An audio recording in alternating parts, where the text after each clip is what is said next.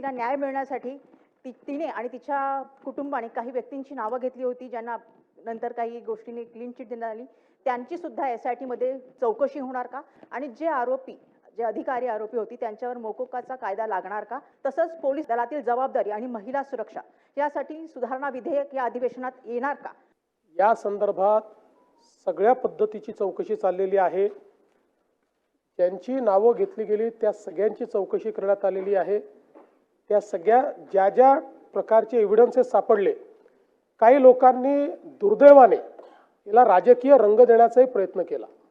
ते दुर्दैवी होतं. प्रत्येक गोष्टीत राजकारण आणायचं आणि कोणाला तरी स्केपगोट करायचा हा प्रयत्न अत्यंत दुर्दैवी आहे. पण त्याही संदर्भात अतिशय ट्रान्सपरंट पद्धतीनं ही सगळी चौकशी झालेली आहे. जेवढे पुरावे आहेत त्या पुराव्याचा दुरान्वयानेही ज्यांच्याशी संबंध आलाय अशांची चौकशी झाली आहे. त्यामुळे कुठेही कोणाला सोडण्याचं कारणच याच्यामध्ये नाही. सगळ्यांची चौकशी या ठिकाणी होईल.